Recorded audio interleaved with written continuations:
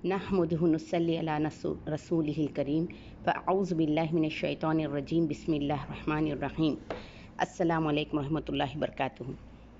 جی آج انشاءاللہ تعالی ہم سورہ عصر کی تفسیر دیکھیں گے۔ سورہ عصر یہ ایک مکی صورت ہے اور یہ مختصر ترین صورت بھی کہلائی جاتی ہے سورہ عصر، کیونکہ اس میں صرف 3 صورتیں ہیں، 3 آیتیں، اس صورت میں صرف 3 آیتیں ہیں۔ اوکے، اس طرح سے دیکھا جائے تو پوری قرآن میں 3 صورتیں 3 آیتوں والی ہیں۔ ایک یہ سورہ عصر جو آج ہم پڑھ رہے ہیں انشاءاللہ، پھر سورہ کوثر، پھر سورہ نصر، یہ صرف 3 آیتوں پر مشتمل ہے۔ اس سے اس بات کا بھی مسئلہ معلوم ہوا کہ اگر قرآن نماز میں کوئی 3 آیتیں بھی پڑھ لیں تو اس کی رکعت ہو سکتی ہے، ٹھیک ہے۔ تو اس طرح سے یہ سب سے مختصر ترین صورت ہے۔ اور دوسری چیز یہ ہے کہ قرآن میں جو ترتیب نزول ہے اس کا، یہ تو سب سے پہلی اتاری گئی صورت ہے، کیونکہ یہ صورت بالکل مختصر ہے اور مکی صورتیں عموماً توحید، رسالت، آخرت ان باتوں پر بحث کرتی ہیں۔ یہ ہوتا ہے اس کا مجموعہ، آخرت کی دلیل دی جاتی ہے، توحید کے اوپر لوگوں کو ابھارا جاتا ہے، رسالت پر ایمان لانے کے لیے کہا جاتا ہے۔ تو یہ مختصر ترین الفاظ میں یہ باتیں چونکا دینے والی بیان کی جاتی ہیں۔ تو یہ تو اتاری تو گئی ہے بہت پہلے، لیکن مصحف میں آپ دیکھیں گے کہ سب سے آخر میں آیا ہے، آخر پارے میں ہے یہ، جبکہ سورہ بقرہ اور سورہ آل عمران وہ کافی بعد میں اتاری گئی ہیں، لیکن سب سے پہلے اس کو رکھا گیا۔ یہ بہرحال ترتیب اللہ کی طرف سے ہوئی ہے۔ اور یہ سورہ عصر جو ہے نا، بالکل چھوٹی صورت ہے جو چونکا دینے والی ہے۔ کہتے ہیں نا جیسے سمندر کو کوزے میں بھر دینا، ویسی والی بات ہے۔ صورتیں چھوٹی ہوتی ہیں لیکن جامع ہوتی ہیں، بالکل جیسے جھنجھوڑ دینے والی ہوتی ہیں۔ جیسے آپ دیکھیں گے الحاقہ، ملحاقہ، کبھی پوچھا جا رہا ہے القاریہ، ملقاریہ، کبھی پوچھا جا رہا ہے عما یتساءلون عن النبأ العظیم۔ ایسے بڑی بڑی باتیں بتا کر جیسے انسان کو چوکنا کر دیا جا رہا ہے۔ تو یہ صورت میں بھی انسان کو چوکنا کیا جا رہا ہے، بتایا جا رہا ہے یہ صورت انذار کی صورت ہے، اور وہ بھی انذار کی لاسٹ لیمٹ پر ایک دم یہ بتا دیا گیا، 2 ٹوک انداز میں بتا دیا گیا کہ انسان خسارے میں ہے اگر ان چیزوں پر وہ عمل نہ کرے گا۔ تو اس کے 4 شرائط بھی بیان کر دیے گئے، اگر ان 4 شرائط پر وہ پورا اترتا ہے تو وہ کامیاب ہوگا، ورنہ خسارے سے اس کا بچنا ممکن نہیں ہے، یہ بتایا گیا اس میں۔ اور پھر اس کو ہم یوں بھی کہہ سکتے ہیں کہ سورہ عصر قرآن کی ایک آسان ترین صورت ہے، سہل ہے۔ یوں تو پوری قرآن سہل ہے، قرآن کو قرآن مبین کہا گیا، اور پھر قرآن کے بارے میں خود اللہ تعالیٰ فرماتے ہیں وَلَقَدْ يَسَّرْنَا الْقُرْآنَ فَهَلْ مِن مُدَّكِرٍ، ہم نے یقیناً قرآن کو آسان بنا کر اتارا، پھر کوئی ہے جو اس سے نصیحت پکڑے۔ یعنی قرآن ہے ہی آسان چیز، لیکن یہ سورہ بالکل سہل ہے۔ کس لیے؟ دیکھیں آپ اس کے الفاظ پر غور کریں، کوئی ایک لفظ ایسا نہیں ہے جو ہم ہماری بول چال میں نہیں بولتے ہیں۔ یعنی اردو سے عصر بھی ہم بولتے ہیں اسیر سے، اور پھر خسر کا بھی لفظ آیا ہے خسران، نقصان کے لیے، ایمان، عمل صالح، وتواص و وصیت بھی کہتے ہیں ہم، حق، صبر، یہ وہ الفاظ ہیں جو ہم عموماً اپنی زبان میں استعمال کرتے ہیں۔ تو اس طرح سے بھی اس سورے کا ترجمہ نہایت ہی سہل اور آسان ہے۔ اور پھر یہ سورے کو ہم ایک جامع ترین صورت بھی کہہ سکتے ہیں قرآن حکیم کی۔ وہ کس طرح سے؟ ویسے تو سورہ اخلاص، سورہ فاتحہ یہ بھی جامع ترین صورت ہے، لیکن اس سورے کو بھی، سورہ عصر کو بھی جامع ترین کہیں گے۔ وہ اس طرح سے کہ اگر دیکھیں قرآن کو ہم مختلف حصوں میں تقسیم کرتے ہیں، اگر اس کو 5 حصوں میں تقسیم کریں تو دیکھیں سب سے پہلے اس میں تاریخی مثالیں بیان کی گئی ہیں۔ قرآن میں آپ دیکھتے ہیں کہ گزرے ہوئے واقعات اور مثالیں بہت بیان کی گئی ہیں تاکہ لوگ اس سے عبرت پکڑیں۔ تو آپ والعصر کا سورہ دیکھیں، اس میں بھی زمانے کی قسم کھا کر بتایا گیا، یعنی پچھلے لوگوں کے گزرے ہوئے حالات کو قسم کے اس میں ڈھال کر بولا کہ ان کے حالات پر تھوڑا غور کر لو، تو تاریخی مثالیں دی گئی ہیں۔ اس کے بعد میں ایمان کے اوپر بھی کہا گیا ہے، آپ دیکھیں یہ کہ ایمان کے اوپر بھی بات ہو رہی ہے، اور اس میں بھی ایمان کا لفظ لایا گیا۔ پھر عمل صالح کے بارے میں کہا گیا ہے قرآن میں کہ عمل کرو، ایمان لانے کے لیے ترغیب دی گئی، کس پر ایمان لانا ہے بتایا گیا، پھر عمل صالح کی ترغیب دی گئی، اور اس سورے میں آپ کو یہ بھی نظر آتا ہے۔ پھر اس کے بعد میں پوری قرآن دعوت اللہ کے کام کے لیے بتائی جاتی ہے کہ لوگوں کو کس طرح سے دعوت دیں، اور اس دعوت دینے پر جو مشکلات ہوں گے اس پر تم کو کیسے صبر کرنا چاہیے۔ تو یہ پورے 5 باتیں آپ دیکھیں اس چھوٹی سی صورت میں ہیں۔ اس طرح سے بھی ہم اس کو کہہ سکتے ہیں کہ یہ ایک جامع ترین صورت ہے۔ یہی وجہ ہے کہ امام شافعی رحمۃ اللہ علیہ کا قول ہے کہ انہوں نے کہا کہ اگر صرف لوگ اس ایک صورت پر بھی غور کر لیں تو ان کی ہدایت کے لیے کافی تھا۔ اور ایک جگہ ان کا قول ہے، وہ اس طرح سے کہتے ہیں کہ اگر قرآن میں سے صرف یہ ایک ہی صورت اتاری جاتی تو لوگوں کی ہدایت کے لیے کافی تھی۔ مطلب کیا؟ اگر کوئی بندہ پوری قرآن نہ بھی پڑھ سکے، نہ بھی سمجھ سکے، لیکن اگر ان آیتوں پر، جو 3 آیتیں ہیں اس سورہ عصر کی، اس کو سمجھ جائے، اس کے اوپر عمل کرنے لگے تو یقیناً وہ فلاح پا لیا، دنیا اور آخرت کی کامیابی اس کے حصے میں آ جاتی ہے۔ یہ بات بتائی انہوں نے۔ تو دیکھیں اس طرح سے دیکھا گیا تو یہ مختصر ترین صورت بھی ہے، جامع ترین صورت بھی ہے، اور ایک دوسرے سے لنک ہے ان آیتوں کا۔ تینوں آیتیں ایک دوسرے پر ڈیپینڈ کرتی ہیں، اس طرح سے بھی یہ جامع ہیں، کیونکہ والعصر قسم کھائی گئی۔ کس کی قسم کھائی گئی؟ کیونکہ عموماً جب چیز کی قسم کھائی جاتی ہے تو اس کے بعد کوئی بات بولی جاتی ہے، تو پھر بتایا گیا کہ ان الانسان لفی خسر، یقیناً انسان خسارے میں ہے۔ تو کیا سارے انسان خسارے میں ہیں؟ نہیں، اللہ کا لفظ لایا گیا، کچھ مستثنا ہے اس میں سے، کون ہے وہ؟ تو پھر وہ بتایا گیا، یعنی پورے ڈیپینڈڈ ہے ایک اگرچہ کہ یہ 3 آیتیں ہیں لیکن جملہ ایک ہی ہے، اگر ہم اس کو سمجھیں تو ایک جملے میں ہی پوری بات بیان کر دی گئی ہے ہم کو۔ تو یہ اس طرح سے سورہ عصر اللہ تعالی ہمارے سامنے بتاتا ہے۔ اس کی اتنی اہمیت تھی صحابہ کرام میں کہ نبی کریم صلی اللہ علیہ وسلم کے دور میں 2 صحابی، 2 آدمی جب تک ایک دوسرے کو سورہ عصر نہ سنا لیتے، ایک دوسرے سے جدا نہ ہوتے۔ اس سے آپ اہمیت کا اندازہ لگاتے ہیں کہ وہ کتنا تازہ کرتے تھے اپنے اس عمل کو۔ اور یقینی بات یہ ہے کہ جنت کا ویزا لگنے کے لیے ایک انسان کو ان 4 شرائط پر پورا اترنا ضروری ہے، بہت ضروری ہے۔ آج 1-2 ہی کریں گے اور 2 نہیں کریں گے تب بھی وہ جنت کا مستحق نہیں ہو سکتا، اس کو پورے ان 4 شرائط پر اترنا ہے، ورنہ وہ خسارے میں ہوگا۔ تو یہاں پر اللہ تعالیٰ قسم کھا کر کہتے ہیں والعصر، قسم ہے عصر کی، قسم و لفظ آیا ہے، یہ صرف قرآن میں، یہ ایک ہی صورت میں نہیں ہے، آپ بے شمار صورتیں دیکھتی ہیں، والتین ہے، والضحیٰ ہے، اس طرح سے کئی صورتیں جس میں اللہ نے قسم کھائی ہے۔ اور آپ کو معلوم ہونا چاہیے اس کائنات کے بنانے والے کو یہ بات جچتی ہے کہ وہ قسم کھائے، ہم قسم نہیں کھا سکتے۔ لیکن اس کا یہ بھی مطلب نہیں ہے کہ اللہ تعالیٰ اگر کسی چیز کا قسم کھا لے تو اب وہ بہت احترام والی ہو گئی، اب ہمارے پاس وہی ہے والتین والزیتون، اب اس کی بہت احترام ہے، احترام نہیں کرنا نہیں کر رہے، لیکن اس کو بیونڈ دا لمٹ کر دیتے ہیں کہ اب اس پر فاتحہ پڑھایا جا رہا، اس پر وہ، تو اس کے لیے نہیں اتاری گی۔ قسم دراصل کیوں کھائی جاتی ہے؟ کسی بات کی اہمیت کو اجاگر کرنے کے لیے۔ آگے جو بات بولی جا رہی ہے وہ بہت ہی اہم ترین چیز ہے، اہم بات بتائی جا رہی ہے، یہ سمجھانے کے لیے قسم کھاتے ہیں، تاکید کے لیے قسم کھائی جاتی ہے۔ تو یہاں پر بھی اللہ تعالیٰ قسم کھا کر یہ بات بتا رہے ہیں، والعصر، قسم ہے عصر کی۔ عصر کیا ہے؟ اب یہ نماز کا وقت بھی ہو سکتا ہے، کسی نے اس کی ترجمے میں یہ بھی کہا ہے، اور خاص طور پر نماز کا وقت میں بھی عصر کی نماز کا وقت، کیونکہ وہ آخری وقت ہوتا ہے۔ آج کل کے دور کی طرح نہیں ہے، پہلے لوگ مغرب کے بعد میں اندھیرا چھا جاتا تو جلدی سو جاتے، تو عصر ان کا پیک ٹائم ہوتا تھا پورے دن بھر کا، تو وہ جلدی سے اپنی دکانیں بند کرو، پھر ادھر نماز بھی پڑھنا ہوتا تھا، تو اس طرح سے عصر کا وقت ان کے لیے بہت ہلچل مچا دینا والا وقت ہوتا تھا۔ اسی لیے قرآن مجید میں بھی فرمایا گیا ہے حافظوا علی الصلاۃ والصلاۃ الوسطیٰ، نماز کی حفاظت کرو، خاص طور پر عصر کی نماز کی۔ عصر کی نماز کی چھوٹنے پر حدیث میں آئی ہے کہ اگر کسی کی نماز عصر چھوٹ جاتی ہے تو گویا وہ سب کچھ اس نے لٹا دیا، مال، دولت، اولاد، سب کچھ اس کی لٹ گئی، سمجھے، اتنی زیادہ اہمیت اس کی بتائی گئی ہے۔ تو یہ بھی ہو سکتا ہے نماز کے اس سے، یا پھر والعصر کا مطلب زمانے کو بھی کہا جاتا ہے، زمانہ، یا پھر آپ آسان الفاظ میں سمجھیں تو وقت کی قدر و قیمت بتائی جا رہی ہے۔ اور یہ جو زمانہ جو ہے نا، وہ پاسٹ، پریزنٹ، فیوچر سب کو کور اپ کرتا ہے، یہ پیریڈ آف ٹائم۔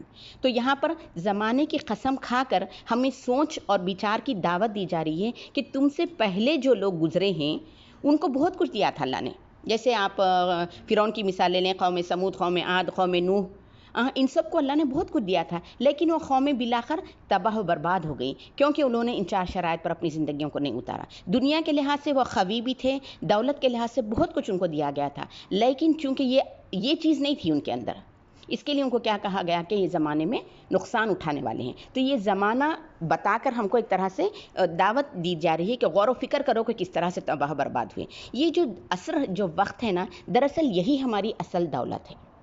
وقت ایک قیمتی ترین دولت ہے، کیونکہ انسان کو زندگی صرف ایک مرتبہ ملتی ہے، تو اس وقت کا اگر ہم صحیح استعمال کر لیں تو پھر سمجھو کہ آگے کی زندگی میں کامیاب ہوں گے۔ ایک ایک لمحہ قیمتی ہے۔ اسی لیے امام زاری رحمۃ اللہ علیہ فرماتے ہیں کہ میں نے اس سورے کی تشریح ایک برف بیچنے والے شخص سے سیکھا، وہ آواز لگا رہا تھا کہ لوگوں رحم کرو مجھ پر اور میرے سرمایہ کو خرید لو. ظاہر سی بات ہے اگر برف بر وقت نہیں خریدا گیا تو وہ گھل جائے گا، پھر سارا نقصان ہوگا. اس کے لیے وہ آواز لگا رہا تھا. تو انہوں نے کہا کہ اس کو دیکھ کر مجھے والعصر کی صورت سمجھ میں آئی ہے کہ ہمارا بھی وقت لمحہ بلمحہ گزرتے جا رہا ہے. یعنی 1 منٹ اگر ہم گزار رہے ہیں اس کا مطلب ہم موت سے 1 منٹ قریب ہوتے جا رہے ہیں. وقت تیزی کے ساتھ گزرتا جا رہا ہے. یہ وقت ہی ہمارا قیمتی ہے. اسی وقت کے اوپر ہی ہم کو پوچھو گی. آپ کو معلوم ہے اللہ تعالیٰ نے قرآن مجید میں ہم کو بتا دیا ہے کہ 3 سوالات ہوں گے خبر میں، من ربک، من رسولک، من دینک، یہ ہو گیا. اس کے بعد میں پھر 5 سوال ہوں گے جو قیامت میں ہر انسان کو دینا ہے.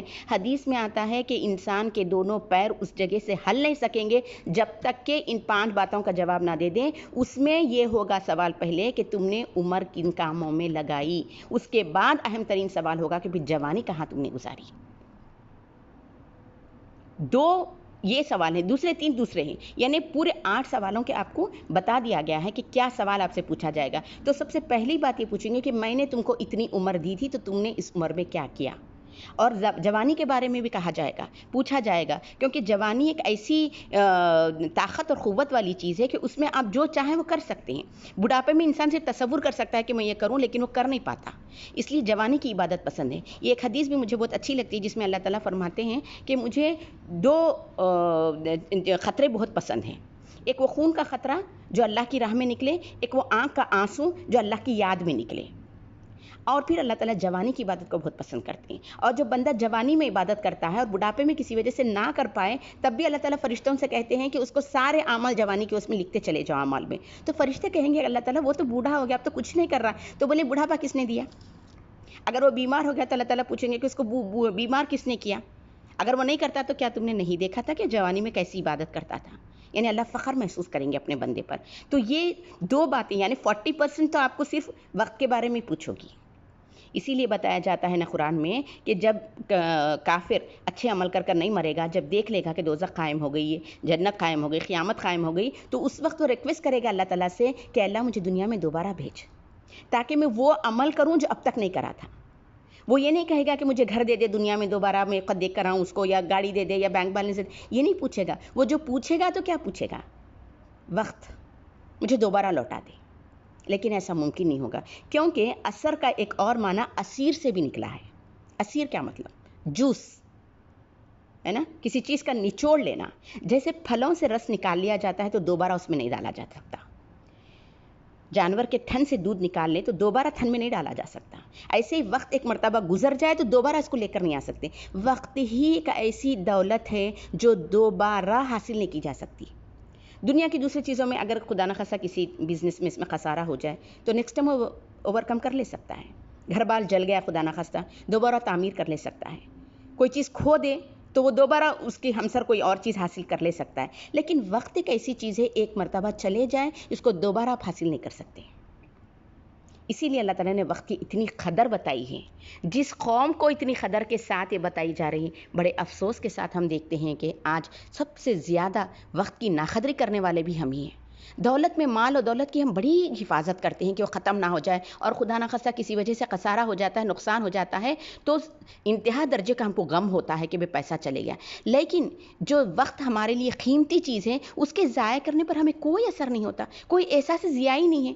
اتنی زندگی ہم نے گزار دی. اگر ہم سوچیں تو کیا ہم نے پازیٹیو کام کیا اپنی زندگی میں؟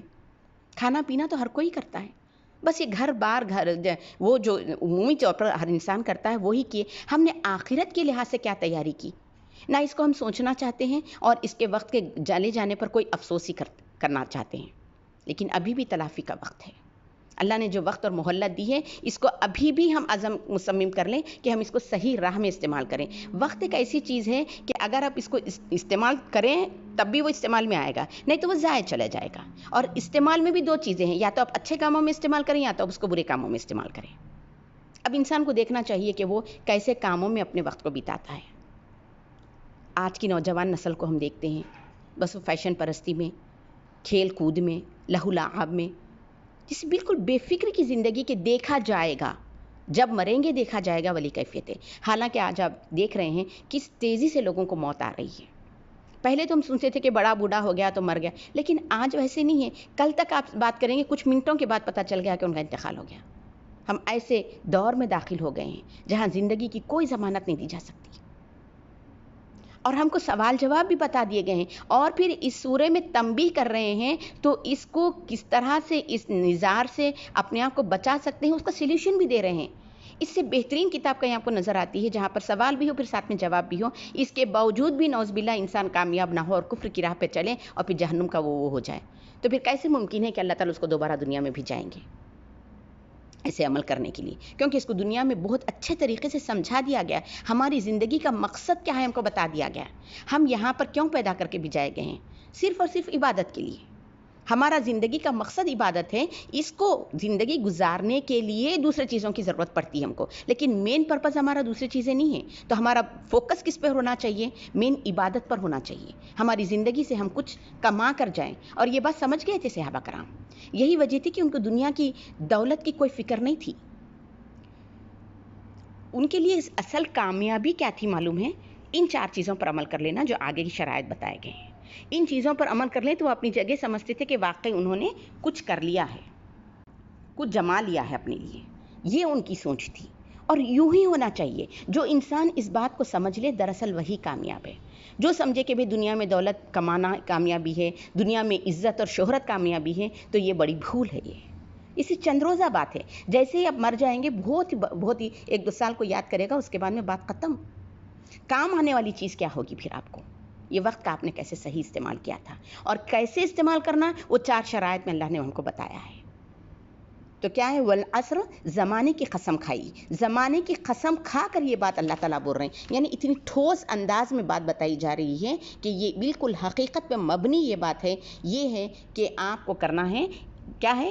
ان الانسان لفی خسر. کیا سمجھا رہے ہیں اللہ تعالیٰ یہاں پر؟ کہ بے شک انسان، ان الانسان لفی خسر، یقیناً انسان خسر، نقصان اٹھانے والوں میں سے ہے.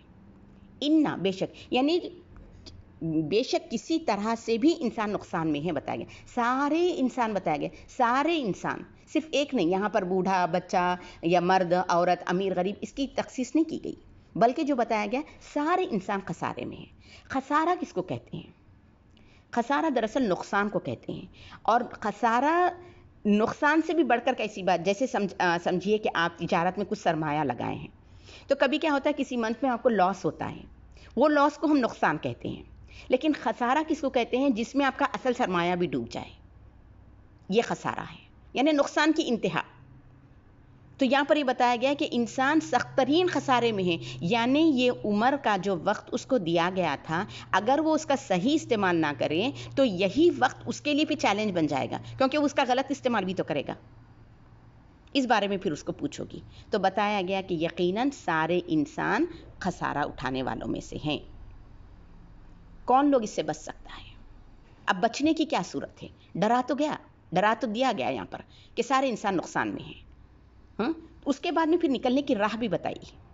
ایسا نہیں کہ اتنا ڈرا کر چھوڑ دیے، بات یہاں پر مکمل کر دیے، سورہ ختم ہو گیا. نہیں، یہاں پر سمجھایا جا رہا کہ اس نقصان سے بچنے کی ایک صورت ہے. کیا ہے وہ؟ ان 4 شرائط پر عمل کر لیں. کیا ہے وہ شرائط؟ سب سے پہلے دیکھیں، الا الذین آمنوا، سوائے وہ لوگوں کے جو ایمان لائے. الا مستثنیٰ ہے، وہ لوگ ہی اس خسارے سے بچ پائیں گے جو، سب سے پہلی بات، ایمان لائیں. ایمان کس کو کہتے ہیں؟ ایمان امن سے ہے، جس میں یقین، اعتماد، اعتقاد یہ ہونا چاہیے. تو سب سے پہلی بات، انسان خسارے سے چھوٹ پا سکتا ہے اس صورت میں جب کہ وہ ایمان لائے. ایمان کس پر لائے؟ ایمان ہے کیا؟ اس کو سمجھانے کے لیے آپ نے جبرائیل علیہ السلام کی وہ حدیث سنی ہوگی جس میں اللہ کے نبی صلی اللہ علیہ وسلم کے پاس آ کر وہ پوچھتے ہیں کہ ایمان کیا ہے، اور ہم ایمان مفصل میں دیکھتے ہیں اس کو. سب سے پہلے ہے ایمان باللہ، اللہ پر ایمان لانا. اور پھر یہ اللہ پر ایمان لانا کس طرح کے معنوں میں ہوا؟ یعنی اللہ کو ایک ماننا. خالی اس کے وجود کو مان لینا اللہ ایک ہے کافی نہیں ہے. اس کو اس حیثیت سے ماننا کہ وہی اللہ ہے، اس میں کوئی اور شریک نہیں ہے. وہی اس بات کا مستحق ہے کہ اس کی بندگی کی جائے، اس کی عبادت کی جائے، اس کی اطاعت کی جائے۔ وہی قسمتوں کو بنانے والا، ضرورت کی تکمیل کرنے والا، تمہاری چیزوں کو قسمت بنانے والا، بگاڑنے والا ہے، اور تم کو اسی سے دعا مانگنی چاہیے، اسی پر توکل کرنا چاہیے، اسی پر بھروسہ کرنا چاہیے۔ یہ ساری باتیں ہیں ایمان لانے میں۔ خالی زبان سے کہہ دیں کہ اللہ ایک ہے، اس کے بعد میں من پسند زندگی گزاریں اور اپنے نفس کو ہی الہ بنا لیں، تو یہ اللہ کو الہ ماننا نہیں ہوتا۔ اللہ کو اللہ ماننا ہے، اللہ کو الہ ماننا ہے اس سینس میں کہ ساری ضرورت کی تکمیل کرنے پر وہ قادر ہے، اور اس کی عبادت میں کسی اور کو شریک قرار نہیں دیں گے ہم۔ یہ ہے اللہ پر ایمان لانا، ایمان باللہ۔ پھر اس کے بعد میں دوسری بات کیا ہے؟ ایمان لانا ہے رسولوں پر، یعنی ہمیں یہ بات یقین کر لینا چاہیے کہ جو رسول ہم تک شریعت کے ذریعے پہنچائے ہیں یہ برحق ہے، اس پر ایمان لانا ضروری ہے، جیسے بولا گیا ویسے ہی کرنا ضروری ہے۔ جیسے رسولوں نے بتایا ایگزیکٹلی اسی پوزیشن میں ہم کو کرنا ہے، کیونکہ دین مکمل ہو چکا، نہ آپ اس میں زیادہ کر سکتے ہیں آپ، نہ کمی کر سکتے ہیں، نہ دین میں بدعت کی کوئی گنجائش ہے، نہ دین میں کوئی رد و بدل لا سکتے ہیں، کیونکہ دین مکمل ہو چکا۔ الیوم اکملت لکم دینکم کہا گیا، دین مکمل ہو چکا۔ اس کو مکمل کرنے کے لیے اللہ نے اپنے اپنے دور میں رسولوں کو بھیجایا، اور ہمارے پاس محمد صلی اللہ علیہ وسلم آخری نبی ہیں۔ ان پر ایمان لانا اور ان کی بتائی ہوئی تعلیمات پر عمل کرنا ہی دراصل ایمان لانا ہے۔ تو ایمان اللہ پر ہو گیا، ایمان رسولوں پر ہو گیا۔ پھر ہم کو رسولوں میں بھی پورے رسولوں پر ایمان لانا ہے، عیسیٰ علیہ السلام پر، موسیٰ علیہ السلام پر، جو جو رسول بھیجے گئے ہیں، اس میں لا تفرق بین احد، کسی ایک میں بھی ہم فرق نہیں کر سکتے۔ لیکن چونکہ آخری شریعت اب محمد صلی اللہ علیہ وسلم کی ہے، آخری کتاب قرآن اتاری گئی ہے، تو پھر اس پر ایمان لاتے ہیں۔ پھر کیا ہے؟ کتابوں پر ایمان لانا، تو ہم دوسرے صحیفے جو اللہ نے اتارے ہیں اس پر بھی ایمان رکھیں گے، لیکن قرآن دراصل آخری کتاب ہے، تو ہمارا ایمان اسی پر ہونا چاہیے۔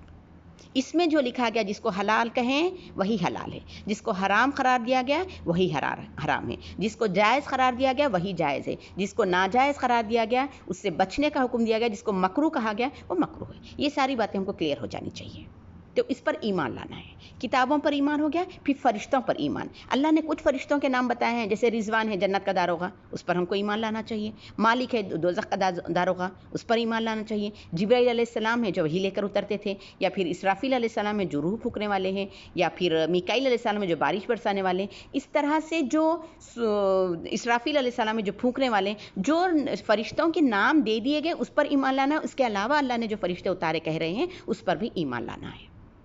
ہم کسی ایک میں بھی فرق نہیں کریں گے، کسی ایک چیز کو مانیں گے کسی ایک چیز کو نہیں مانیں گے تو پھر ایمان مکمل نہیں ہوگا۔ تو ایمان مفصل میں یہ ساری باتیں بتائی گئی۔ ایمان باللہ ہو گیا، ایمان بالملائکہ ہو گیا، ایمان بالرسول ہو گیا، ایمان بالکتب ہو گیا، پھر ایمان بالآخرہ، آخرت پر ایمان۔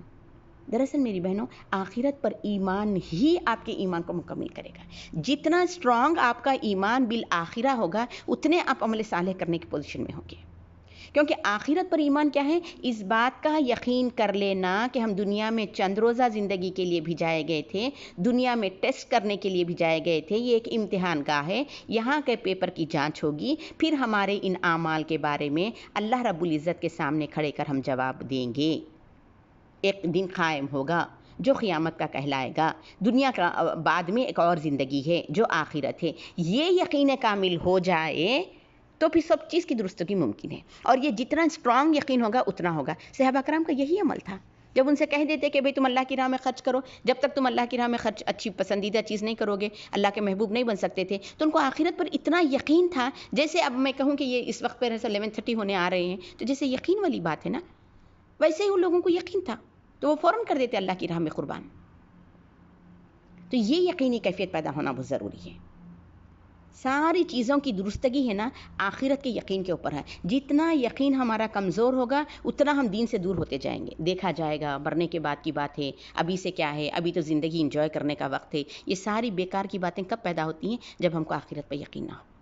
لیکن کسی بندے کو آخرت پر ٹھوس انداز میں یقین ہو تو پھر وہ یقیناً اپنے لیے کچھ آخرت کی تیاری ضرور کر لے گا۔ اور آپ کو معلوم ہونا چاہیے وہاں پر عبدالآباد کے لیے ہم کو جانا ہے، ہمیشہ کے لیے جانا ہے۔ ایک مرتبہ یہ دنیا آپ چھوڑ دیں گے نا، دوبارہ آپ کو یہاں پر آنا نہیں ہے۔ وہ قیامت کب آئے گی؟ وہ تو آئے گی جب آئے گی، لیکن آپ کا مرنا خود قیامت ہو جائے گا۔ آپ جس روز مرے وہ روز آپ کا قیامت کا ہوگا، آپ کا اعمال ختم۔ تو آپ کو ہمیشہ کی زندگی کی فکر کرنا چاہیے، اور دراصل عقل مند وہی ہے جو ہمیشہ رہنے والی زندگی کی فکر کرے۔ یہ تو بیوقوف ہے جو آخرت پر یقین نہ رکھتا ہو اور دنیا کو ایسے ہی کر گزار لیتا ہو۔ آخرت پر یقین بہت ضروری ہے، اور نہ صرف یقین بلکہ کامل ٹھوس انداز میں ہونا، اتنا یقین کامل ہونا جیسے کہ ہم بالکل اپنی آنکھوں سے، نگاہوں سے عین الیقین کی کیفیت پیدا کریں، یقین کی کیفیت سے ہم اس کو دیکھ رہے ہیں جیسے منظر ہونا چاہیے۔ جب تک یہ نہ ہوگا نا، پھر ہم آخرت کی تیاری میں ویسے نہیں کر پاتے جیسے صحابہ کرام نے کی تھی۔ کیا تھا ان لوگوں کے پاس؟ ایک یقین ہی تو تھا اللہ کی ذات پر۔ جب ان کو بولا جائے کہ بھئی اس طرح سے تم لڑو گے، اللہ کی راہ میں شہید ہوگے تو جنت پاؤ گے، ہاتھ میں کچھ کھجور ہوتے ہیں صحابی کے، کہتے ہیں کہ میں کھجور کھانے میں وقت کیوں ضائع کروں جبکہ اللہ تعالیٰ جنت دے رہا ہے، کھجور پھینکے جنگ میں گئے، شہید ہو گئے اور فوراً جنت میں چلے گئے، الحمدللہ انشاءاللہ اللہ تعالیٰ ان کو جنت نصیب کرے گا۔ تو یہ کیفیت ہوتی تھی لوگوں کی، یقینی یہ بات ہوتی تھی۔ تو آخرت پر یقین ہی انسان کو اچھے اخلاق، سیرت، کردار، پاکیزہ زندگی بنانے پر وہ کرتا ہے۔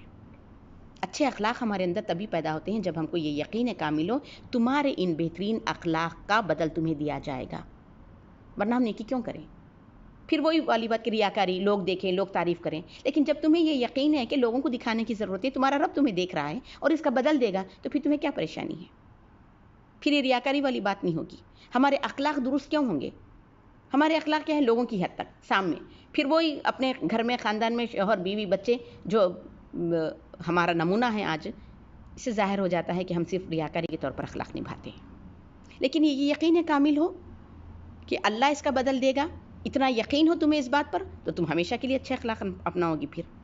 تو بہرحال یہ اخلاق، کردار، یہ ساری چیزوں میں فرق لانا ہے تو آخرت پر یقین ہونا ضروری ہے انسان کا، اور پھر تقدیر پر یقین، اچھا اور برا اللہ کی طرف سے ہوگا۔ تو یہ پورے چیزیں اگر ایمان کی ہوں گی تب جا کر انشاءاللہ انسان ہے نا یہ خسارے سے اپنے آپ کو بچا سکے گا۔ تو سب سے پہلی شرط کیا تھی؟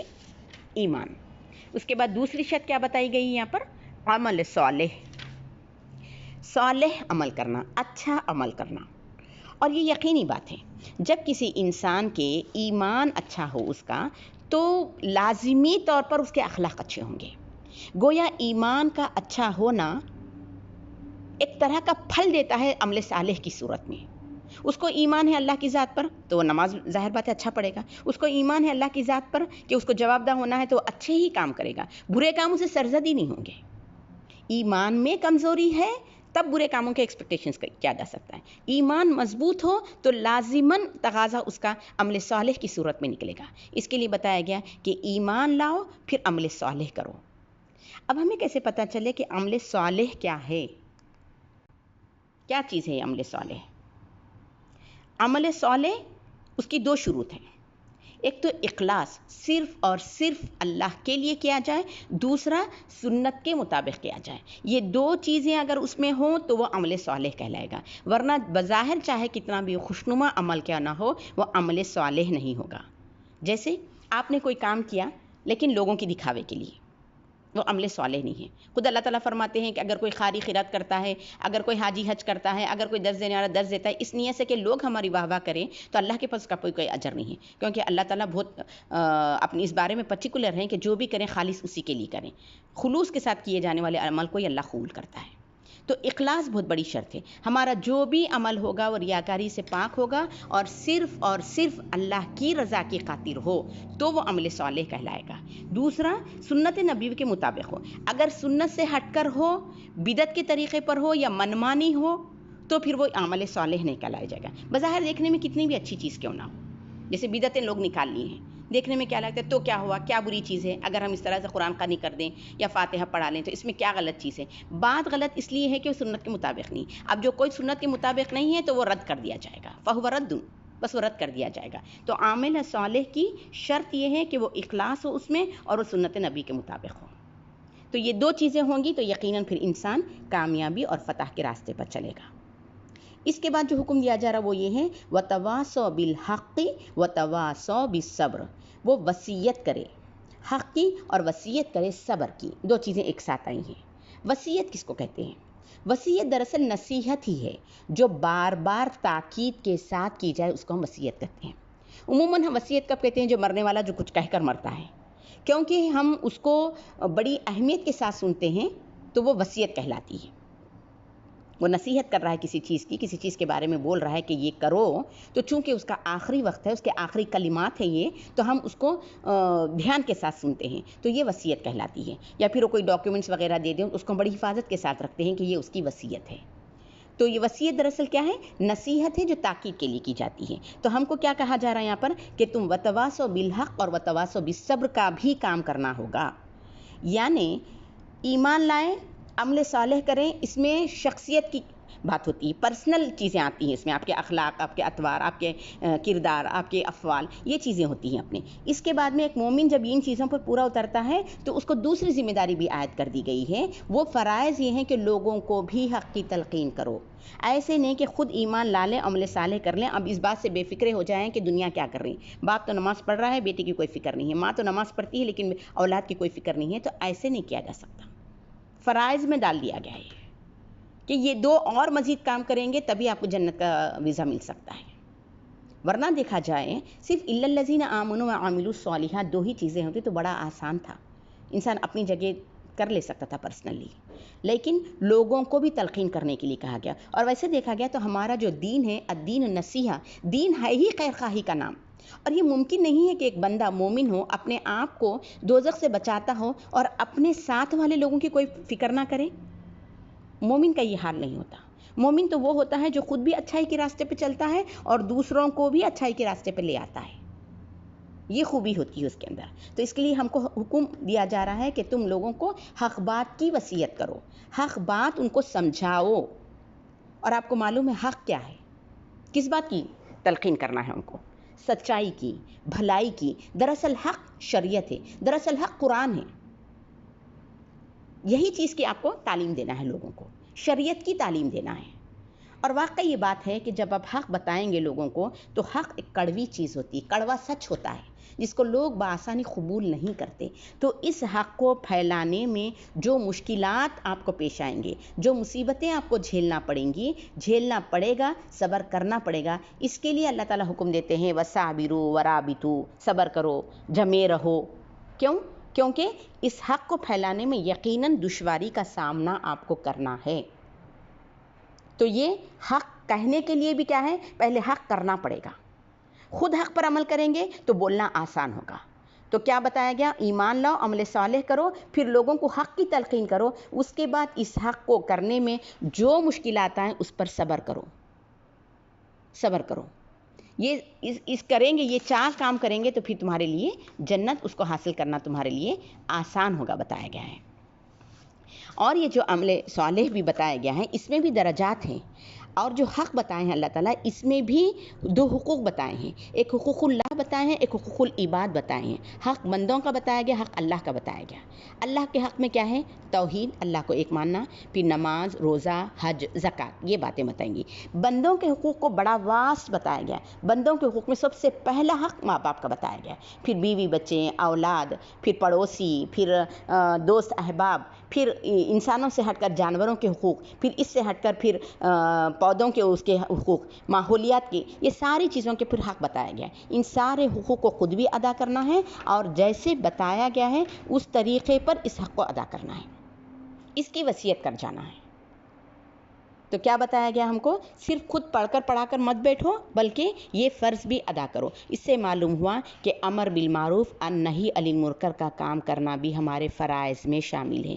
اور ویسے بھی اب چونکہ آخری نبی کریم صلی اللہ علیہ وسلم آ کر گزر چکے، اب کوئی اور آخری نبی آنے والے نہیں ہیں، ایک اور آخری امت بننے والی نہیں ہے، اور کوئی آخری قرآن کتاب نہیں اترنے والی ہے، تو یہ ذمہ داری جو لوگوں کو حق پہنچانے کی ہے وہ ہمارے کندھوں پہ ڈال دی گئی، وہ ہماری ذمہ داری بنا دی گئی کہ اب تم اس امر بالمعروف اور نہی عن المنکر کے کام کو آگے بڑھائیں۔ تو جو اس کام کو آگے بڑھائے گا یقیناً پھر وہ فتح اور کامیابی حاصل کرے گا۔ تو کیا بتایا یہاں پر؟ وتواصوا بالحق، لوگوں کو حق کی تلقین کریں، وتواصوا بالصبر، اور اس کے اوپر جو مشکلات، جو پریشانیاں جو آئے گا اس کو تم برداشت بھی کرو اور اوروں کو بھی اس کی تلقین کرو، کیونکہ جو حق پر آ جائے گا یقیناً اس کو بھی بڑی مشکل ہوگی۔ سمجھے کہ پہلے مسلمان نہیں تھا یا تو پھر پکا مسلمان نہیں تھا، جب وہ حق پر آنے لگا تو یہ دنیا اتنی آسانی سے اس کو نہیں چھوڑے گی، بہت ساری اس مشکلات کا سامنا کرنا پڑے گا، لیکن اس صبر پر ڈٹ جائے، وہ صبر پر وہ ڈٹ جائے، تو اس صورت میں کیا ہے پھر یہ ممکن ہے کہ وہ مطلب آخرت کی کامیابی کو حاصل کر پائے گا۔ تو ہم کو صبر کرنے کے لیے بتایا گیا ہے، خود بھی ڈرنا ہے، خود بھی حق کی بات بتانا ہے، خود بھی برداشت کرنا ہے، اور پھر اوروں کو بھی صبر کی تلقین کرنا ہے۔ تو صبر کیا ہوتا ہے معلوم ہے؟ دراصل صبر 3 چیزوں پر ہوتا ہے۔ ایک تو طاعت پر، اللہ طاع عبادت پر، عبادت کر کر کوئی تھک گیا، کوئی کہتا ہے کہ میں 3 دنوں سے نماز پڑھا، یہ کرا، لیکن میرے ساتھ یہ مصیبت ہے، تو کیا فائدہ ہوا؟ تو ان کو یہ سمجھنا چاہیے کہ اس کا اجر ضروری نہیں کہ یہیں پر مل جائے، اور آپ کو لگے رہنا ہے اطاعت اور فرما برداری میں، صبر کے ساتھ لگے رہنا ہے۔ اور دوسرا ہے سو اپنے آپ کو نافرمانی سے بچانا، یہ بھی ایک صبر ہے۔ معصیت کو چھوڑنا بھی صبر ہے۔ جیسے میں پہلے سمجھے کو غلط کام کرتی تھی، لیکن اب مجھے معلوم ہو گیا کہ غلط کام کرنے سے میرا رب ناراض ہوتا ہے، تو میں نفس پر کنٹرول کر کر اگر اس کو چھوڑ دوں تو یہ بھی صبر ہے۔ نافرمانی، اپنے آپ کو نافرمانی سے بچانا، معصیت سے بچانا بھی صبر ہے۔ اور تیسری چیز یہ ہے کہ تقدیر پر صبر کرنا، یہ بھی بہت بڑی بات ہے۔ اور جو بندہ اس بات پر یقین کر لیتا ہے کہ جو بھی ہوتا ہے میرے رب کے حکم سے ہوتا ہے، تو پھر دنیا میں بے چینی کی کیفیت میں نہیں رہتا۔ آپ عموماً دیکھیں جو دیندار لوگ ہوتے ہیں بڑے شانت زندگی گزارتے ہیں، ان کو اس کی اتنی فکر نہیں رہتی، بے چینی، عجیب سی گھبراہٹ کا عالم ہوتا ہے۔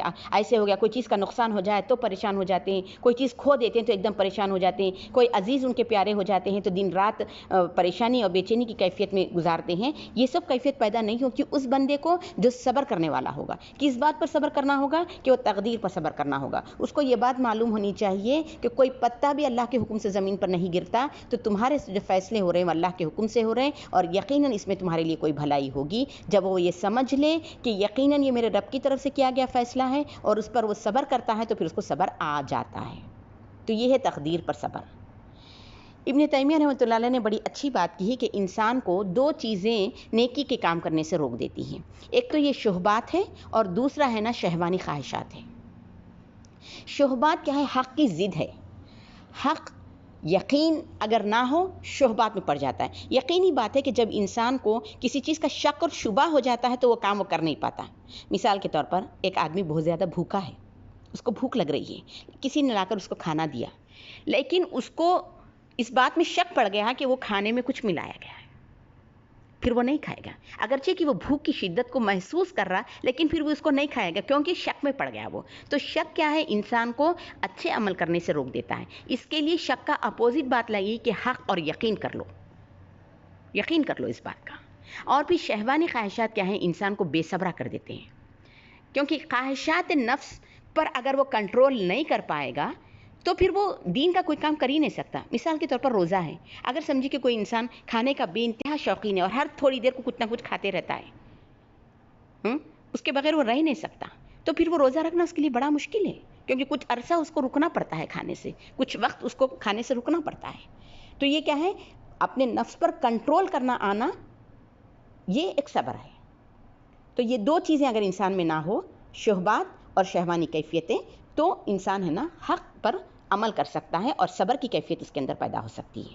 تو ہم اللہ تعالیٰ سے دعا کرتے ہیں کہ اللہ تعالیٰ جو کچھ بھی ہم نے یہاں پر پڑھا ہے اور جو سمجھا ہے، اس پر اللہ تعالیٰ ہم تمام کو عمل کی توفیق عطا فرما، وقت کی قدر کرنے والے اور اس کو صحیح استعمال کرنے والے بنائیں۔ وآخر دعوانا ان الحمد للہ رب العالمین۔